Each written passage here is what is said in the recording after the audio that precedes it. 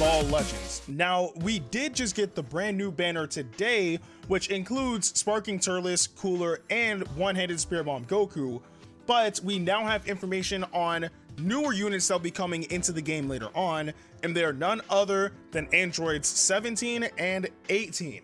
So yes, those are going to be the two next Sparking units that we're going to get in Dragon Ball Legends, but of course they do come with some translations. As you can see, I'm reading this off of the Reddit, and I'll have a link to the actual post in the description below, but it's also translated by Epic's Dokkan, and he says 17 has a barrier as his extra, which can nullify attacks, and in parentheses, if it can break combos, then he's instantly top tier and meta changing. Now, I don't know how his barrier will work. I mean, in the anime, it seems to block like a lot of blast attacks, but in general, I'm pretty sure that if they add it in the game, it'll just block attacks in general. Now, if you are able to use this mid combo, that's going to be insane because you're able to break out of any combo that you want. So long as you have a green card with you, then you're practically safe. But that seems like it would be a bit too overpowered, and it would make him like obviously instantly top tier, because if you want to get out of a combo, just make sure you throw in 17 and then use the green card and you break instantly free.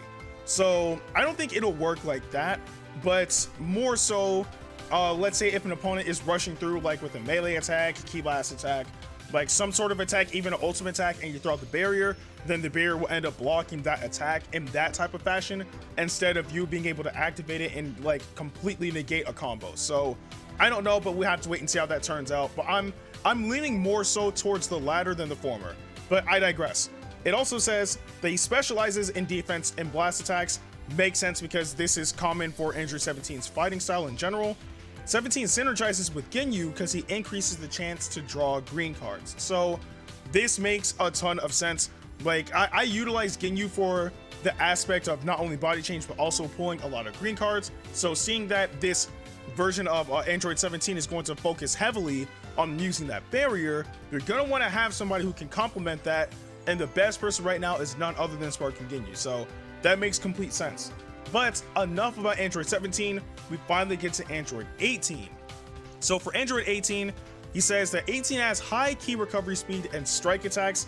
I think that this is really good in a general retrospect because key recovery, it's kind of like back and forth, right? Like you want to make sure that you're able to maintain as much key as possible so that you can keep on throwing out your arts cards. But of course, when it gets too low, then you have to worry about like key restoration. And hopefully with how her speed is for a key recovery, it might not really be a critical issue. Kind of like how Sparking Pan has the ability to raise her key speed. Hopefully if 18 starts off with a solid key recovery speed, then we won't have to really worry about being too short on key with 18. But of course, only time will tell. Next, she also has an ultimate arts card, which we do know that her ultimate attack, I don't know if this is her ultimate, well, like her ultimate, like her special ultimate or just a regular one, but we do know that her ultimate attack in general is Power Blitz. So I guess that's cool.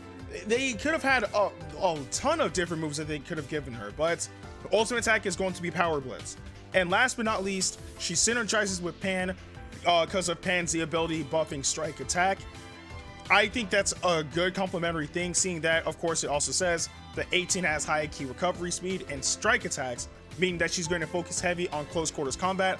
She seems to more so be a melee type, and 17 seems to be more of a defense type. So I don't know like how this is going to work in the meta, besides the fact of the characters that complement them.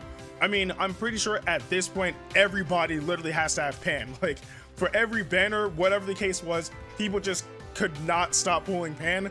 So I'm pretty sure that everyone has Pan at this point.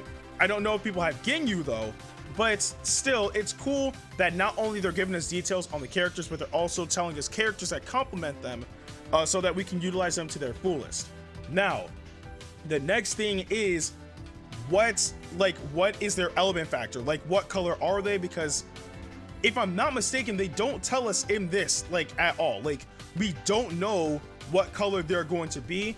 So we can't really, I guess, decide what, like, who to put them up against, if you guys get what I'm saying. It's, we only know of their skills, who complements them, but we don't know what color they are. So we can't like really figure out teams for them just yet. until we get that information. I'm pretty sure we'll get it fairly soon, but until we figure out the information, we can't really figure a solid team to build around them. Or I guess you could with their with their abilities in general, but as far as complementing their typing, we can't really build a solid team just yet, at least in my opinion. I want to get that out there, in my opinion. But still, nonetheless, this is all the information we have. The next 2 sparking units are going to be Android 17 and Android 18. Let me know what you guys think about all this in the comment section below. But with that being said, I'm Ndukauba. Like, share, and subscribe, and I'll see you guys in the next video.